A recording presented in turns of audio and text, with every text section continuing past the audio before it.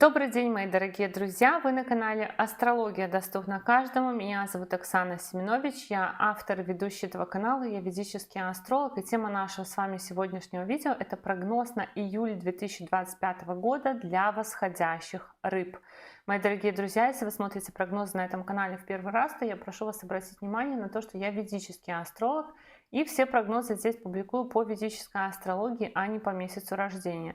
И для того, чтобы вы могли смотреть правильные прогнозы, чтобы он у вас работал, я вам рекомендую построить свой гороскоп в ведическом стиле и узнать свой восходящий знак. Как это сделать, я рассказала в видеоинструкции, которая у вас сейчас появится по ссылке в правом верхнем углу. И ссылка на эту видеоинструкцию будет также в описании, в комментариях к этому видео. И в описании, в комментариях к этому видео будет ссылка на мой сайт, где можно записаться на курс по ведической астрологии, либо на личную консультацию. Если вы не знаете точное время своего рождения, тогда постройте свой гороскоп на то время, которое вы примерно знаете. Посмотрите знак зодиака Луны, знак зодиака Солнца. Для них тоже можно смотреть прогнозы. И теперь давайте обсуждать тенденции июля 2025 года для восходящих рыб. Первое событие, которое состоится в июле, 10 числа в вашем 10-м доме гороскопа будет полнолуние. 10-й дом — это дом работы, статуса, карьеры и репутации, поэтому полнолуние в 10-м доме гороскопа может означать смену работы. В прямом даже смысле может быть такое: смена работы, смену статуса, выход на пенсию, регистрация брака, рождение ребенка. Это все смена статуса, у каждого своя. И полнолуние в 10-м доме гороскопа может давать перемену вашей репутации, либо участие в каком-то общественном мероприятии. Также это может быть, кстати, период, допустим, поездка, проживание в гостях у кого-то. 13 июля начнет свое ретроградное движение Сатурн в вашем первом доме гороскопа, и он будет ретроградным до 28 ноября. Ретроградность Сатурна — это период, как и любой другой планеты, когда могут меняться наши планы, когда то, что казалось бы мы уже для себя решили, что вот точно мы это делаем, оно может подвергаться каким-то переменам, задержкам, сомнениям. Либо же может быть такое, что то, что мы когда-то уже думали, обдумывали какие-то планы, мы можем сейчас вспомнить о них и приступить к исполнению. Во-первых, Сатурн у вас в первом доме гороскопа. Конечно, это наше тело, это наша личность, поэтому могут меняться планы относительно нас самих. То худею, то не худею, то меняю гардероб, то не меняю гардероб, то стригусь, то не стригусь, в таком духе. Потом это еще могут быть изменения в планах относительно лечения, медицинских процедур, относительно переездов. У вас хочешь не хочешь, еще вопросы, касающиеся статуса и работы, тоже могут очень сильно в июле затрагиваться. Перерыва в работе, либо может быть смены работы, либо может быть смены режима работы. И тоже такое, что выхожу на график другой, не выхожу. Меняю работу, не меняю работу. Либо пойти туда, куда меня уже давно звали. Вот если кто-то уже давно звал, то такой процесс может тоже завершиться. Также у вас могут меняться планы относительно ваших накоплений, ваших счетов. Допустим, если вы размещали депозит, то вы сейчас можете хотеть его там забрать, допустим. Либо хотите разместить депозит. Кстати, для размещения депозита, наверное, это прикольно. Хорошее время, потому что Сатурн — это ретроградная планета, управляющая 11-м домом накоплений, и как бы и показывает то, что эти деньги как ходят и приходят обратно. Либо вы, может быть, кому-то в этот период под проценты можете деньги давать, что-нибудь такое. Следующее событие в районе 14-20 июля будет соединение Марса и Кету в вашем 6-м доме гороскопа. И это интересно, потому что Марс и Кету в 6-м доме гороскопа — это как два Марса в 6-м доме гороскопа по своим действиям, по резкости, по импульсивности, по напору. Даже не по напору, конечно, Кету в первую очередь, а вот Кету по тому, как это все происходит. Быстро, раз и нету. Поэтому может быть, конечно, такая с 14 по 20 июля усиленная конкуренция в работе, в спорте. Может быть, какие-то процедуры медицинского характера, вот особенно там хирургические, которые вот тайные какие-то. Допустим, вы пошли, никому не сказали. Но вот в районе 14-20 июля я бы вот даже не рекомендовала сильно планировать какие-то процедуры именно по лечению зубов, зрения, всего, что касается лица. Но я бы не рекомендовала прям вот на эти даты назначать какие-то хирургические вмешательства, потому что все-таки это соединение двух вредителей, хоть и в доме для вредителей, который благоприятен, но все равно. Это могут быть какие-то еще истории, не туда заплатили у вас, потому что Марс управляет вторым домом денег, и Кету — это планета, которая все отрезает, скрывает, не туда заплатили, либо заплатили, деньги где-то потерялись по пути, нужно разыскивать. А также это касается каких-то бюрократических процедур, когда мы, например, подтверждаем диплом, либо когда мы подтверждаем у руководителя какой-то. Вы ему отправили письмо, вы ему там отчитались, вы ему там что-то сказали, а он говорит: нету, ничего не получал, не было ничего. То есть вот какие-то такие странные истории могут быть в отношениях с отцом, с учителем, с руководителем, в отношениях ваших денег, в отношениях погашения кредита. Кстати, если будете гасить кредиты, то тоже проверяйте, дошел ли ваш платеж, правильно ли вы отправили все. То есть эти периоды могут давать какие-то странные такие истории, когда вроде все сделал правильно, а чего ну там куда пошло непонятно. Но в целом в шестом доме это хорошо, потому что шестой дом — это дом борьбы. И Марс и Кету усиливают шестой дом и дают силы на преодоление всего, что происходит. С 16 июля по 16 августа Солнце будет в вашем пятом доме гороскопа. Пятый дом — дом детей, дом творчества, дом удовольствия, дом развлечений, дом влюбленностей, подарков, романтики. И транзит Солнца по пятому дому гороскопа может прояснять что-то, связанное с детьми, с обучением, с отдыхом, с развлечениями. Также это может быть прояснение информации, допустим, поступили, не поступили, беременны, не беременны, там, не знаю, пойдете на концерт, не пойдете на концерт. Это может быть период, когда вы будете ходить там с ребенком по поликлиникам, собирать справки, либо собирать какие-то справки на учебу. Это может быть период каких-то письменных экзаменов точно так же.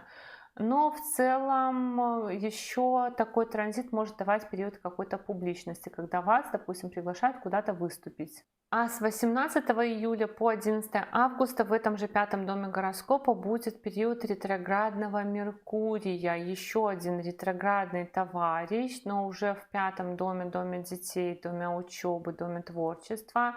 И может быть тоже какие-то перемены в планах относительно, допустим, куда поступать. Особенно сейчас это касается студентов, да, что вы, может быть, там планировали на один факультет, а потом по итогу будете поступать на другой. Также это может касаться перемен относительно ваших детей, точно так же, куда вашим детям поступить. Это может касаться планов относительно посещения какого-то мероприятия, концерта какого-то, организации какого-то путешествия. Но в целом для вас, я думаю, что это не сильно критичный какой-то вопрос будет по этому ретроградному Меркурию, но могут быть, допустим, договоренности с детьми меняться. Вы там договорились с ребенком на то, что ты закончишь там школу на столько-то пятерок, и я тебе там то-то и то-то. А потом видите, что ребенок не дотягивает, но вы все равно так снисходительно: ну ладно, я тебе все сделаю. Либо, может быть, нарушаться какие-то договоренности, либо меняться вопросы, допустим, поехали отдыхать в эту страну, нет, поедем отдыхать в другую страну. Либо, может быть, пойдем на такой концерт, пойдем на такой концерт. Ну, вот какие-то такие вопросы могут быть. Вопросы инвестиций, если вы занимаетесь инвестициями, то тоже могут быть тормоза. Вот у вас, кстати, и 11-й дом гороскопа с двух сторон подсвечен двумя ретроградными планетами, поэтому вопросы накоплений, вопросы ваших достижений, когда, например, ваши достижения обнуляются, либо вам нужно доказывать какие-то достижения, какие-то конкурсы, ну и накоплений тоже, то есть именно ваши счета могут происходить какие-то перемены именно с точки зрения того, что вы, допустим, что-то запланировали, а оно идет не так. Либо вы возвращаетесь к тому, что было. Это же еще касается сообществ каких-то, творчества какого-то. Может быть, вернуться куда-то, вернуться в какое-то сообщество, вернуться к какому-то творчеству. Что-нибудь такое. Предпринимательство опять открыть, да.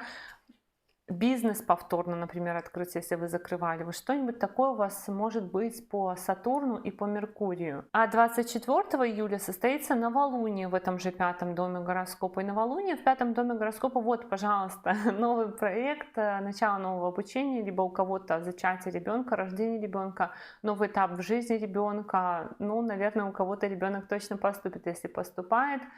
И, может быть, допустим, посещение какого-то развлекательного мероприятия. Либо, если вы бизнесмен, например, открытие какой-то новой точки, филиала и так далее. С 26 июля по 20 августа Венера будет идти по вашему 4 дому гороскопа. И, конечно, это период, когда улучшается в какой-то степени наше ощущение внутреннего счастья. То есть, может быть, даже где-то мы испытываем такое чувство облегчения, потому что Венера — это благоприятная, мягкая планета. А 4 дом, помимо вот недвижимости и транспорта, это еще и дом нашего психоэмоционального состояния, когда мы нормально себя чувствуем, комфортно, либо когда мы недовольны. И когда Венера идет по 4 дому гороскопа, даже что бы там ни происходило, мы довольны, нам хорошо.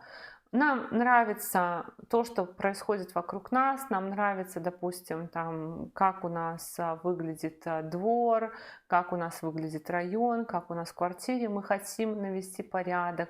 Это период обустройства жилья, то есть, может быть, там подушки, какие-то там одеяла покупать, текстиль, постельное белье, вот что-то такое украшать, цветы сажать и так далее. Также транзит Венеры по 4 дому гороскопа может давать необходимость заниматься вопросами транспорта. У кого-то, может быть, вопросы продажи, покупки. Даже может быть такое, что кто-то вам, допустим, дает на время поездить свою машину или что-нибудь такое.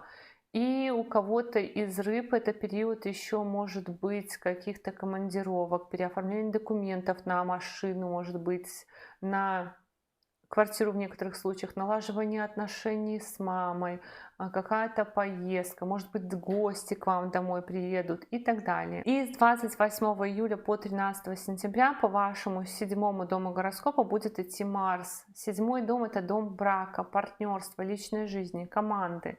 Марс — это, конечно, планета конкуренции, конфликтов, поэтому в целом, конечно, в партнерстве может быть конкуренция, в партнерстве может быть желание установить свою власть над партнером в этот период. Также есть тенденция на то, что, кстати, ваш партнер может в этот период вас немного содержать. То есть вы можете как бы полагаться на партнеров больше, либо на какую-то команду. Могут быть какие-то перемены именно с точки зрения финансов, распределения финансов в семье. Это же может быть период совместных поездок в путешествия, совместных походов к нотариусу, к адвокату, таких вот по бюрократическим каким-то вопросам, решения бюрократических процедур. Может быть, в паре будут решаться вопросы проживания, либо покупки недвижимости, ну вот обсуждения какого-то, либо покупки, допустим, там телефона, компьютера, ну вот такой вот техники. Ну и в целом это период, конечно, когда вы либо конкурируете друг с другом, либо конкурируете вместе против кого-то. То есть, когда вам нужно объединить свои усилия, и это может быть объединение усилий не только в личной жизни, но и в команде, в которой вы работаете. Допустим, ваша команда, отдел, в котором вы работаете, будет участвовать в каком-то соревновании, туристический слет, например, что-нибудь такое. Вот так, мои дорогие друзья, такой на самом был прогноз на июль 2025 года для восходящих рыб. Я благодарю вас за поддержку этого канала в виде ваших лайков, комментариев и обратной связи. Но если вы еще не подписаны на этот канал, то, конечно же, приглашаю вас подписываться. И до новых встреч. Пока-пока!